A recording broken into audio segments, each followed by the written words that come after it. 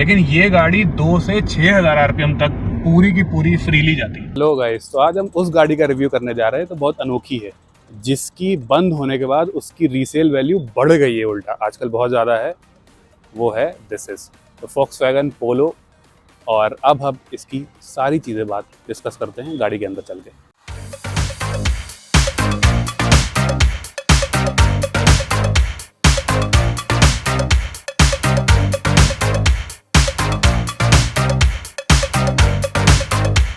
तो we are in Volkswagen पोलो और मेरे साथ उनके ओनर भी है साथ में। और आज हम बेसिकली इस गाड़ी को जो 44,600 चल चुकी है लगभग, ये बताएंगे कि क्यों जब तक ये आती थी तब तक इस पर्टिकुलर सेगमेंट में स्पेशली फॉर एंथुजियास्ट ये परफेक्ट गाड़ी थी।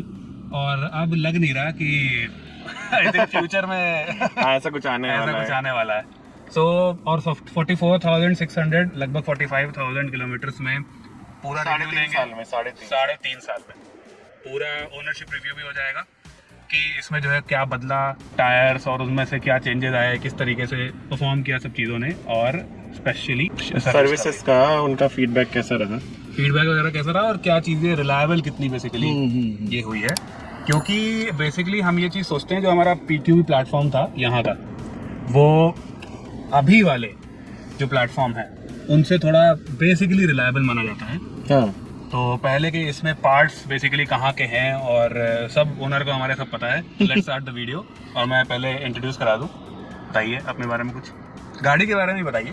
कब ली गाड़ी? हमने ली थी नवंबर 2020 में, क्योंकि कोविड के टाइम के बाद योलो आ गया था थोड़ा दिमाग में। हाँ। कि लेनी है कब नहीं, अब नहीं तो कब। तो 2020 नवंबर में ली थी। उसके बाद से अभी अगर मार्च की बात करें तो 3.5 साल हो गए हैं। कितने की पड़ी थी सबसे मेन चीज? अप्रोक्सीमेटली, क्योंकि टियागो हम लोगों ने, वो बहुत इंपॉर्टेंट है, टियागो हम लोगों ने एक्सचेंज में दे दी थी। तो टियागो एक्सचेंज करके अगर उसका प्राइस ऐड करेंगे अप्रोक्सीमेटली 9 लाख के आसपास बैठी थी। 9.1, इससे ज्यादा नहीं बैठी थी। तो लास्ट प्राइस शायद 10 के अराउंड रिकॉर्ड हुआ था, जितना मुझे याद है। लेकिन एनीवे 9 से 10 मान के चलते हैं। हाँ। तो 9 से 10 में अब आप लोग आजकल सोच सकते हो कि क्या आ रहा है, पंच वगैरह, और maybe I think Tiago का भी टॉप मॉडल 8 तक पहुंच गया है। वैगनर आती है अभी 7.5-8 लाख की। 8 लाख की पहुंच गई है। और इस टाइम हमारे पास बेसिकली जो है वो बिल्कुल जो बेस मॉडल होते हैं कॉम्पैक्ट SUVs के या फिर कॉम्पैक्ट सेडान्स इस पर्टिकुलर उसमें आती हैं। तो ये हमें देखना है कि ओवरऑल इस पर्टिकुलर गाड़ी में ऐसी कौन कौन सी ऐसी चीज़ें हैं जो इवन 17-18 लाख की जो वैग 2.2 गाड़ियाँ हैं उनसे भी 1-2 स्टेप आगे। X Tiago owner. हाँ। और अभी जो है वो पोलो चला रहे हैं, तो एक वो भी आ जाएगा कि लोगों को ऐसा लगता है कि यार वो भी 4 स्टार थी, ये भी 4 स्टार है, तो क्या ही फर्क होगा। चलिए थोड़ा चलाना भी स्टार्ट करते हैं और इसको चलाते चलाते मैं भी रिव्यू दे दूंगा। तो अगर मैं अपना बताऊं तो पहले गियर में देखो क्या पोल है भाई साहब, 108 bhp है ना। हाँ, ऑन पेपर्स 18, मतलब 110 भी समझ सकते हैं या 108.5 समझ लो। वही 110 bhp वाला ट्यून है इसका। ये वाली बात है इसमें। तो चलाने में भी ज़बरदस्त। अगर मैं आपको स्टार्टिंग में बताऊं तो स्टीयरिंग ठीक हैवी है। स्लोअर स्पीड्स में अच्छा खासा आपको हैवी लगता है, और अभी इट्स अ डिसेंट वेट जिसको बोलते हैं। बहुत ज़्यादा बिल्कुल आपको हाइड्रोलिक वाला भी वेट नहीं है, तो डुएबल है, काफ़ी अच्छा वेट है इसका। बाकी चीज़ें बताओ कि क्या फ़र्क आया, और बेसिकली अभी तक आपका ओनरशिप कैसी रही है? अभी तक की ओनरशिप जनरली VW या स्कोडा की गाड़ियां लेने से पहले लोग सोचते हैं एक बार कि यार अब ले रहे हो। मेरे को भी था, लेकिन मतलब बैक ऑफ द माइंड था ठीक है यार, मतलब इतनी नॉलेज तो फिलहाल हो गई है कि एटलीस्ट सर्विस सेंटर वाले अगर कुछ वैसा उल्लू बनाना भी चाहेंगे तो नहीं बना पाएंगे काइंड ऑफ। तो हालांकि मेरी सारी सर्विसेज, मैं नोएडा में रहता हूँ तो नोएडा Volkswagen नोएडा में ही होती है, तो वहीं से होती आ रही है। और सर्विस कॉस्ट मैं कहूँ तो अप्रोक्सीमेटली, मतलब ये मैं जो रिट्स की सर्विस कराता था अप्रोक्सीमेटली प्राइसेस सेम ही आते आ रहे हैं। हालांकि कई सर्विसेज में इवन कम भी पड़ी है मुझे सर्विसेज के प्राइसेस। और इसमें ऑयल वही VW का खुद का ऑयल पड़ता है, कोई वैसा अलग से ऑयल डालते नहीं है वो लोग, तो उसके फिक्स चार्जेस हैं, अलग से कुछ लगते नहीं है। तो इवन मुझे राउंड अबाउट प्राइसेस याद भी हैं। पहले सर्विस जो जिसमें ऑयल चेंज हुई थी, बाकी इंस्पेक्शन सर्विसेज को छोड़ देते हैं, अगर ऑयल चेंज वाली सर्विस करेंगे तो पहली सर्विस में लेबर फ्री थी तो 3600 रुपये के आसपास चार्ज आया था। ऑन एन एवरेज लेबर वाली में कितना आता है? 6-7 कितना? लेबर लगा के मेरी प्राइसेस बैठे थे 8,000 रुपए। उसमें 8 से 10 मान लें, अगर किसी को आइडिया भी ना हो तब भी 8 से 10 के अराउंड लेके चल सकते हैं आप। बाकी बीच बीच में अगर कहीं टॉप अप होता है, इनका 7500 में एक इंस्पेक्शन वाला सर्विस आता है, हालांकि वो रिकॉर्डेड नहीं है कहीं पे, उनके बुक्स में भी नहीं लिखा है, बट आपके इंस्ट्रूमेंट पैनल पे इंस्पेक्शन करके आ जाता है उसमें। तो उसमें आप जाएंगे तो फ्री में टॉपअप हो जाता है जितना करना है, मतलब टॉपअप का कंज्यूमेबल्स देना पड़ता है, बाकी लेबर कोई चार्ज नहीं है। अभी रिसेंट मैंने जो टॉपअप करवाया तो 700 रुपये लगे उसमें, कूलेंट और ऑयल टॉपअप हुआ। तो आपकी गाड़ी बेसिकली ज्यादातर एनसीआर में चली है। हाँ, अभी गुड कंडीशंस मोस्टली, और ट्रिप्स आई थिंक 2-3 लगी होंगी इसमें। हाँ, लेकिन अभी क्या है कि पहले के 2 इनिशियल 2 इयर्स में बिल्कुल ही नोएडा में ही चल रही थी, नोएडा ग्रेटर नोएडा। अभी हालांकि पिछले 1 साल से मेरा रोज का गुड़गांव नोएडा का रन है। अभी तो 3 साल में 45। हाँ, तो पिछले 1 साल में रन बहुत बढ़ गया है, अप्रोक्सीमेटली 100-500 किलोमीटर्स का रन है डेली। तो उस हिसाब से अगर मैं अभी तो समर्स के टाइम पे शायद थोड़ा सा माइलेज ड्रॉप करेगा बिकॉज एसी चलेगा। अगर मैं जनरल विंटर्स में बात करूँ तो मेरे को ऑन एन एवरेज 15-16 का माइलेज आराम से मिल जाता है tank to tank. Tank to tank समझ लीजिए, अगर कैलकुलेशन वैसे करेंगे। मैं वैसे एमआईडी में मुझे आज तक बहुत ज़्यादा वेरिएशन लगा नहीं है एमआईडी के माइलेज और टैंक टू टैंक में। समर्स में भी देखो तुमने 3 साल में चला ही ली है, तो 12 मान के चल रहे हैं, 12-13। अगर ट्रैफिक वैसे बहुत ज़्यादा स्टैंड स्टिल नहीं है हाँ। तो आपको 14 तो मिल ही जाएगा, 12-14 मैक्स मिनिमम। बहुत ज़्यादा एकदम ही स्टैंड स्टिल गाड़ी में आप अगर एसी चला के अगर तो बिल्कुल ही ट्रैफिक एकदम फंसा हुआ है तब आप समझ सकते हो सिंगल डिजिट्स में जाने की बात। दूसरी चीज टायर्स की, और 3 साल में आपकी बैटरी की, इन सब की कंडीशन अभी तक क्या रही है? 3-3.5 साल में बैटरी तो अभी तक मैंने बदली नहीं है, वही स्टॉक बैटरी चलती आ रही है। बढ़िया। एक बार भी सेल्फ मिशन नहीं हुआ है, टच वुड। ये मतलब एक ही बारी में सिंगल स्टार्ट में स्टार्ट होती है। इवन मैंने एक बार सर्विस सेंटर में बोला था कि आप लोग एक बार बैटरी चेंज कर लो, चेक कर लो अगर चेंज करना है तो वो लोग भी बोल रहे थे यार बैटरी कंडीशन तो ठीक है। वो लोग भी थोड़ा सा शॉक से हो गए थे कि 3.5 साल अपने एक बैटरी चला कैसे ली। तो एनीवे उसके बाद बैटरी अभी स्टॉक अगर कुछ भी चेंज, मैंने अभी तक वाइपर्स नहीं चेंज करवाए, वाइपर्स सही चल रहे हैं, बैटरी नहीं चेंज हुई है। टायर्स वही चलते आ रहे हैं 44,600 में, इसमें गुडियर एश्योरेंस ट्रिपल मैक्स लगे हुए आए थे, वही चल रहे हैं। एक टायर में 2 पंचर हुए थे, बाकी 3 टायर में कोई पंचर नहीं है। स्टेपनी मैंने आज तक निकाला ही नहीं है, वही पड़ा हुआ है। वो यूज ही नहीं होगा, हालांकि वो स्पेस सेवर है लेकिन वो यूज ही नहीं हुआ, वैसा का वैसे ही लगा हुआ है। तो बेसिकली जो है अगर अच्छे से गाड़ी रखो, सारी सर्विस टाइम से करवाओ, आई थिंक 12-13 हज़ार किलोमीटर पे सर्विस हो जाती होगी इसकी। हाँ, ऑन एन एवरेज जो देख के लग रहा है। हाँ। और उसके बाद आपको सही से रखो, सर्विस सेंटर से सर्विस कराओ तो सही चलेगी और अच्छी कंडीशन पे चल रही है। आई थिंक बहुत ज़्यादा रफ नहीं चलाई होगी आपने, राइट? मतलब ऐसा रफ तो क्या, मतलब थोड़ी सी केयर करके तो चलाते ही हैं। ज्यादातर मतलब स्पीड में अगर आप पॉटहोल्स और गड्ढों में डाल दोगे तो उस पर तो कुछ कर नहीं सकते। हाँ। लेकिन हाँ, जब आपको पावर की जरूरत है तब आप पावर यूज कर लो। बट ये है कि पब्लिक रोड्स पे बहुत ज्यादा तेज तो कौन क्या ही चलाए। वो जो एड्रेनलिन फील होता था पहले दिन में, वो डिट्टो अभी भी वैसी फील होगा, कोई पावर परफॉर्मेंस में ड्रॉप नहीं है। तो रिलायबिलिटी वैग 1.2 मान के चलें गाड़ी को, तो वो सही है बिल्कुल अभी तक।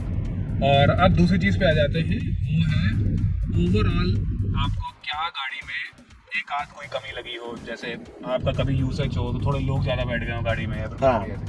एक इसमें यह है कि एक पीछे वाला स्पेस तो एक सार पॉइंट है ही इसमें, मतलब उसमें आप कुछ कर नहीं सकते।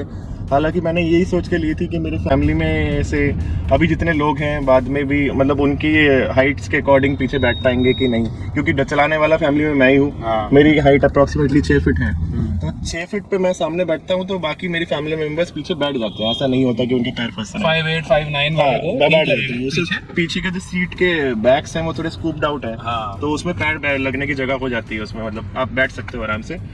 बट थोड़ा सा ये है कि फुल लोड पे आपको थोड़े ऊंचे स्पीड ब्रेकर्स में लगने के चांसेस होते हैं। हालांकि उसमें बॉडी नहीं लगती है, इसके मड फ्लैप लगते हैं, वो पता नहीं कैसे डिजाइन किए गए हैं। तो पीछे वाला मड फ्लैप तो मेरे को 3 बार लगाना पड़ा था, क्योंकि वो जितनी बार लोग बैठते हैं कहीं टकराता था, खुल जाता था। अभी फिलहाल बाकी तो इसका शायद ये वाले जनरेशन में इसका ग्राउंड क्लियरेंस भी लास्ट वाले जनरेशन से थोड़ा सा बढ़ाया गया था, 5 या 10 mm कह रहा हूँ। अच्छा, इसी वजह से मेरे को जो अभी तक जितनी मैंने चलाई है, थोड़ा सा हम लोग स्टीयर करके चला रहे थे थोड़ी देर पहले, तो थोड़ा बॉडी रोल फील होता है उसमें। मतलब जो आपका नॉर्मल 50-60 पे अगर आप मोड़ रहे हो, थोड़ा शार्प टर्न ले रहे हो, तो आपको बॉडी रोल हल्का सा फील होगा।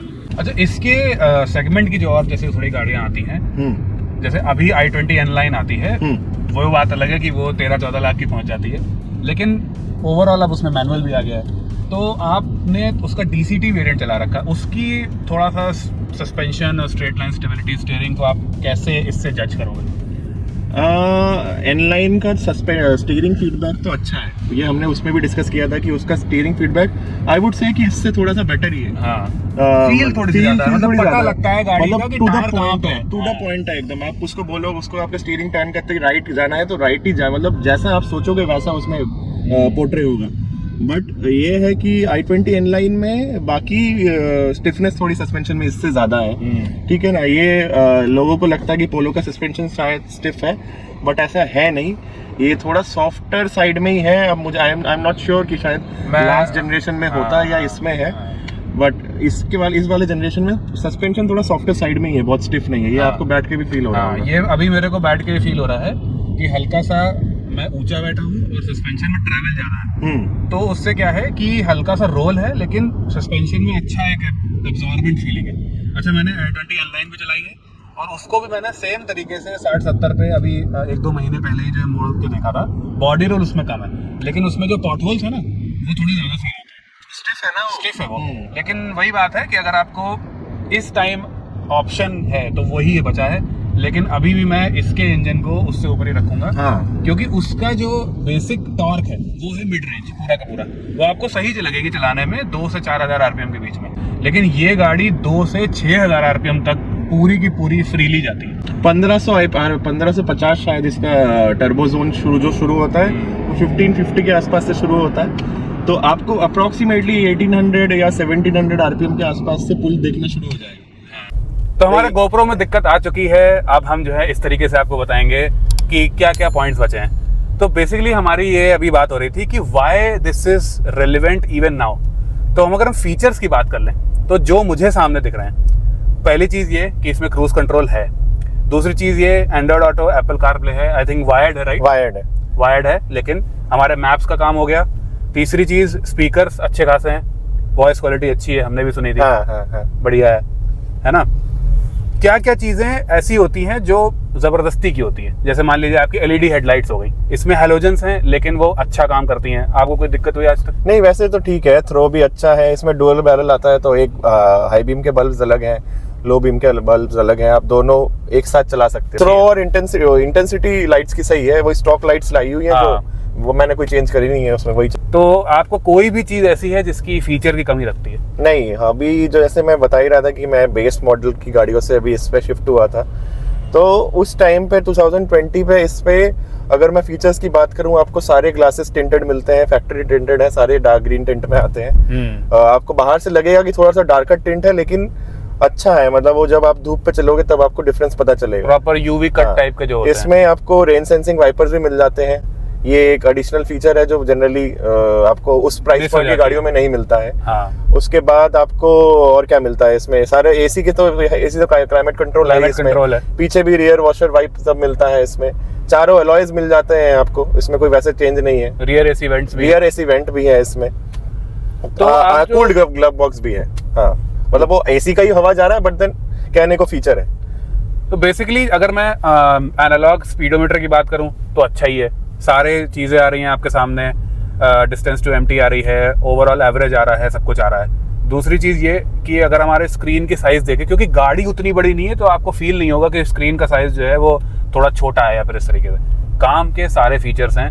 और इसीलिए जो मैंने आपको पहले चीज़ बोली थी, ये गाड़ी की रीसेल बढ़ती जा रही है यार इस टाइम पे, बहुत रीसेल। अभी तो सुनने में, मतलब गाड़ी बंद हो गई, लेकिन वही एंथुसियास्टिक मार्केट में थोड़ा सा इसका है प्रेजेंस, तो इसकी वजह से है। हालांकि इसमें 2 फीचर्स हम लोगों ने बताने भूल गए। एक तो आपको सारे पावर विंडोज जो हैं इसके सारे वन टच अप डाउन मिल जाते हैं आपको, सारे के सारे एंटी पिंच भी है, तो ये एक फीचर एडिशनल आपको मिल जाता है इसमें। वैग 2.0 में ये दोनों चीजें नहीं आती हैं, तो इवन आप अगर 20 लाख रुपए की Volkswagen इस टाइम लोगे तो आपको ये फीचर्स नहीं मिलेंगे। तो द थिंग इज कि this is still quite relevant even now. एक तो पार्टी ट्रिक भी है ना इसका, वो आप की से विंडोज अप डाउन रोल कर सकते हैं। हाँ, वो भी है, वो एक अभी वाली गाड़ियों में नहीं आता है। हाँ, इवन अगर आप उसको इनेबल करा लोगे फिर भी सिर्फ एक ही है जिसमें अप डाउन वाली जो एक विंडो होती है ड्राइवर डोर वाली, सिर्फ वही होगी। एक और चीज बताऊं, जैसे मेरे घर में 2012 की होंडा सिटी है, ये जो पुराने प्लेटफॉर्म्स हैं इनकी जो एक तरीके से डोर्स की थिकनेस है, या फिर कह लीजिए कि आप ओवरऑल बिल्ड में ही आता है ये सब चीजें। इवन स्पीकर की जो क्वालिटीज, जो ओवरऑल इंसुलेशन है जिससे स्पीकर्स कैसे काम कर रहे हैं, और बहुत सारी चीजें मैंने नोटिस करी है बहुत अच्छी हैं, मतलब अभी वाली गाड़ियों से बहुत अच्छी हैं। दूसरी चीज ये कि इनमें वो सोल है जो अभी की गाड़ियों में नहीं है। इवन चाहे स्टीयरिंग कनेक्शन हो गया, चाहे जो है जिस तरीके से ओवरऑल चल रही हैं अभी की गाड़ियों में, इवन मेरे घर वाले बैठते हैं वो बोलते हैं कि यार क्या ही फर्क आ गया इतने सालों में, 10-12 साल में, है ना। तो ये चीज है, मतलब बहुत ही अजीब सी चीज है। आपको 2-3 गुना ज्यादा पैसे खर्च करने पड़ेंगे इनसे अगर आपको इस तरीके की फील चाहिए तो, हल्की फुल्की, बट वो कनेक्ट अभी भी नहीं है। तो I think this is all about this particular गाड़ी। और बाकी 2-3 जो इश्यूज थे या फिर कह लीजिए स्पेस वगैरह कम है वो हमने आपको बता ही दिया। आई थिंक बस इसमें एक चीज जो मैंने नोटिस करी वो ये है कि पीछे आइसोफिक्स पॉइंट्स मुझे नहीं दिखे। तो वो कहीं मेरे ब्रोशर में भी कहीं रिटर्न मेरे को दिखे नहीं थे। नहीं, वो दिख रहे हैं कि नहीं है। तो बेसिकली वो बस ये चीज है कि अगर कोई आपके घर में जैसे आप चाइल्ड सीट्स वगैरह यूज करते हो तो थोड़ा आपको सीट बेल्ट के थ्रू करने पड़ेंगे। So this is the only thing जो सेफ्टी वाइज 4 स्टार है ही। ओवरऑल अगर आप जो है वो डायग्राम्स आपने देखे होंगे तो हर जगह high strength steel, ultra strength steel लगा हुआ है इसमें। तो सनसेट होते हुए वीडियो को एंड करते हैं।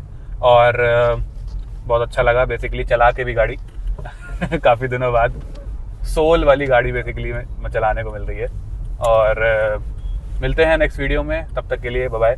आपको वीडियो बहुत अच्छी लगी हो तो लाइक, और बहुत अच्छी लगी हो तो subscribe your channel, and will see the next video. Bye.